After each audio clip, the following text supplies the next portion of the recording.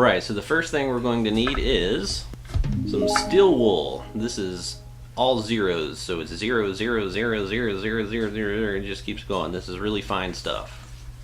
Next thing we're going to need, 9-volt battery. Alright, so to do this, we're just going to take our 9-volt battery and we're going to press it right against this steel wool. There we go. Fire. So the good thing about this stuff is it burns really hot and really intense. It's great stuff. Did you know you can use steel wool in place of your char cloth? There we go. The good thing about this stuff is it takes a pretty low heat to get it going. So flint and steel will get this going in a pinch. It's an option. Now to start this, we're going to take our razor blade out of the package and we're going to very carefully snap it in half so that we got 2 pieces. Alright, so the big key to get this to work, what we're ultimately going to do is we're going to put 1 piece of razor blade on the negative and 1 piece on the positive. But what we want is for the thinnest part of those edges to come into contact. Wow. That's what's going to give us the best spark. So we're trying to get edge to touch edge, and that'll throw a pretty good little arc. So if we're going to use char cloth to get this started, what I'm going to do is pinch one side to where I've got quite a few little rough edges. And I'm going to take that char cloth and set it up on top of one of the pieces. And then I like to set that on the negative terminal because it's the bigger terminal. And then we're going to come in here and make contact with those edges and try to get the spark to touch our char cloth.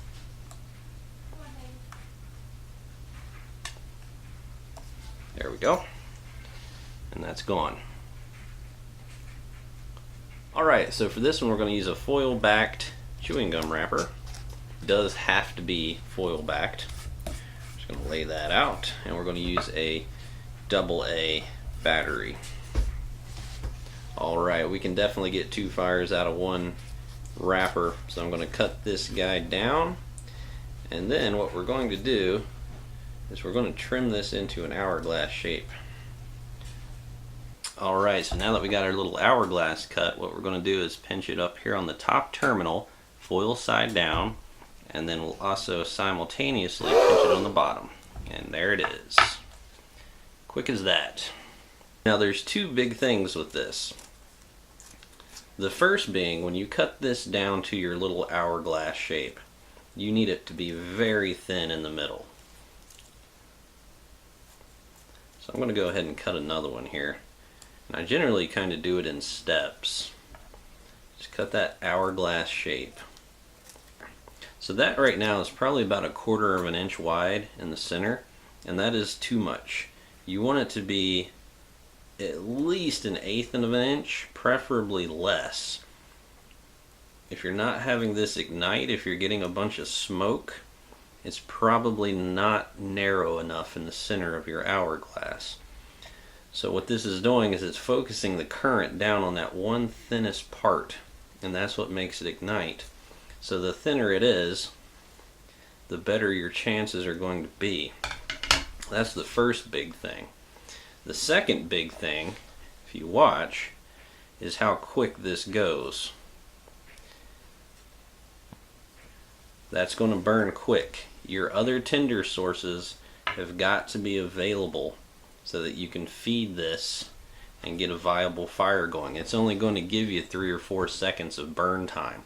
So you got to be very quick. Have other tinder and ignition sources available, preferably really thin pieces of fat wood or a really good dry bird's nest. But don't expect to put this in the center of a bird's nest and get it going. You have to have really small dry pieces of things to add to this to quickly get it to go. You have a very limited burn time with this technique. My lighter's out of fuel.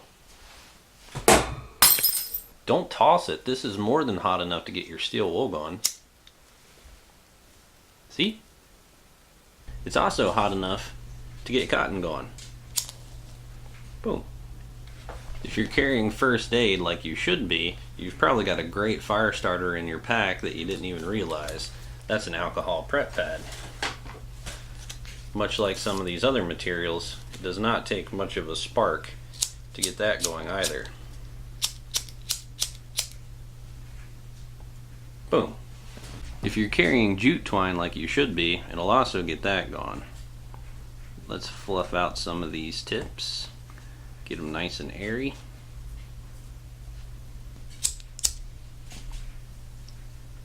Boom. If you've got any charred material like you should, it'll also ignite that. What I'm going to do is pinch and get some nice little jagged edges. Hit those jagged edges with a spark. Your char cloth is gone. Now with the help of a knife and some cotton fabric, like your jeans, you can make some Insta-lint.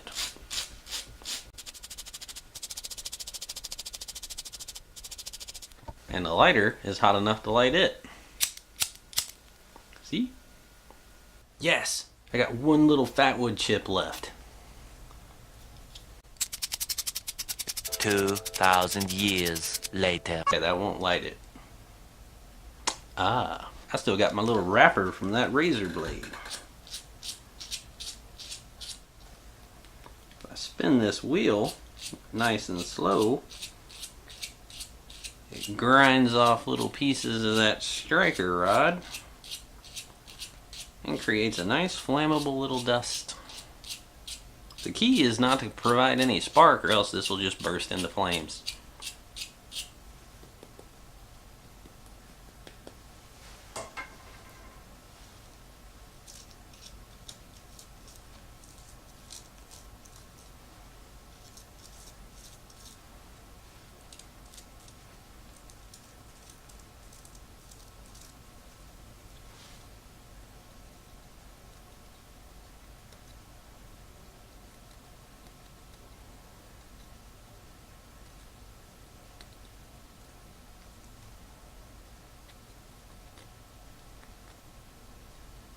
Mini feather stick.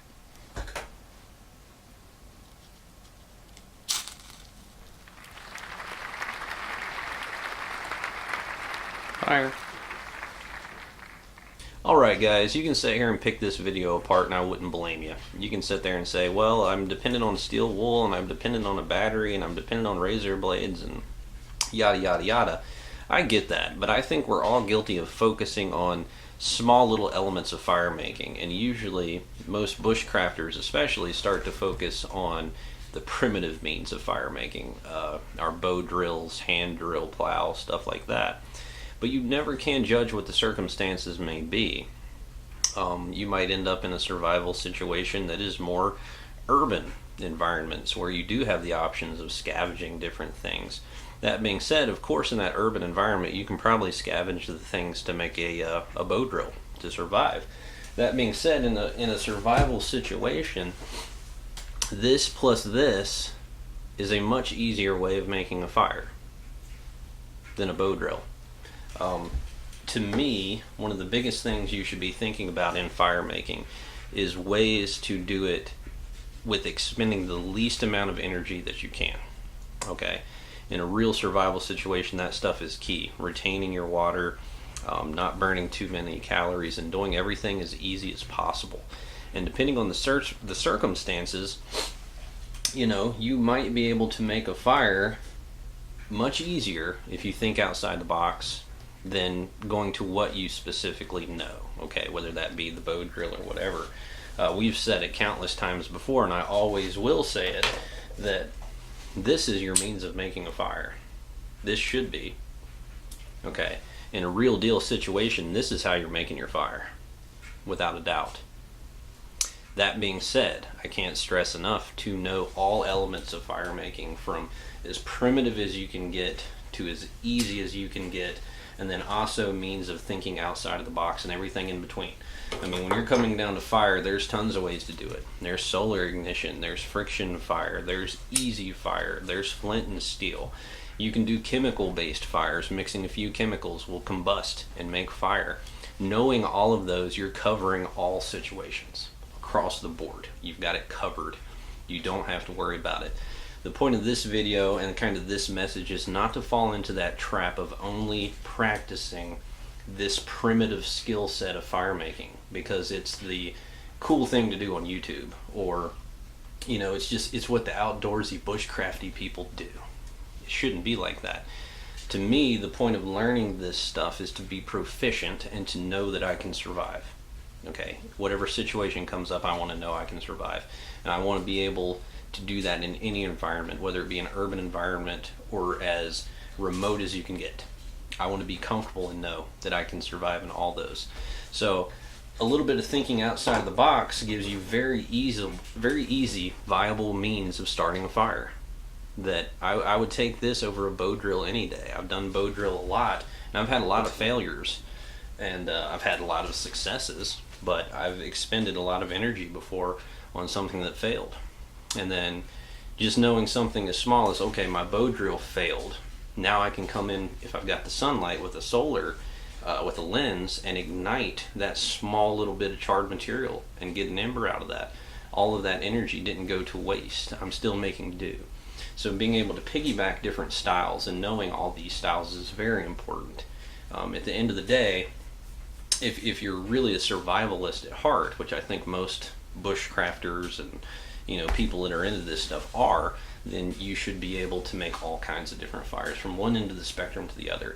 So this isn't a video on, hey, this is what you need to do to start your fire. This is a video on, hey, this is what you can do if you've got these materials. If something hits the fan and you happen to be able to raid these materials, I'm going to start a fire this way. I'm not going to go make a bow drill set. I'm going to do the easiest means possible. And at the end of the day, it's all about being smart.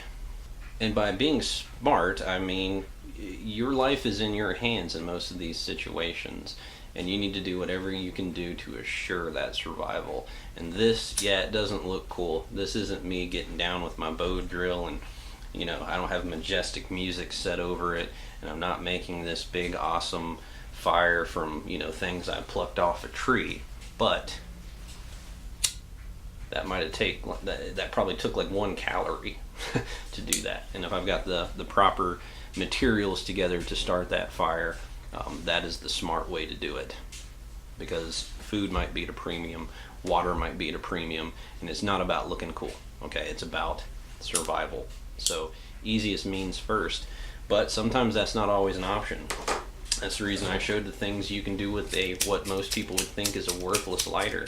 That's not worthless, that's gold. Okay, if you can get the stuff together to be able to use in conjunction with this, this is still totally usable. So think outside the box, and don't just focus on learning primitive means, or don't just focus on learning all modern means. Learn everything in between, the whole spectrum. Learn it all, and then you've got the mindset and the comfort of knowing that regardless of the situation, you've got a pretty good chance of being able to do what you need to do. So at heart, we all want to be MacGyver, basically. That might sound silly, but I mean, that's the truth. You should be able to improvise and do what you need to do. So think outside the box a little bit. And I just don't want you to get stuck in one specific means of survival. There's tons of things out there to learn, and modern convenience should be a big part of that. Now, if you're just out escaping to the woods and you're doing your thing, you wanna just kind of really be in tune with nature, and you wanna have that nice nostalgic feel, have at it. But in a real deal situation, you should know all these things, and you should be prepared for these things. So just have that mindset, keep that mentality, and be prepared for anything and everything. So just don't get stuck in that one little bubble of bushcraftery. So thank you all for checking out this video. Experiment with this stuff. Learn. Knowledge is definitely power, and you can never be strong enough. So keep learning, keep doing your thing. We're gonna have a lot of videos to come. Thank you all so much. We're just getting things going, but there's a lot more to come. So tell all your friends to check us out. Thank you all so much, and have a great day.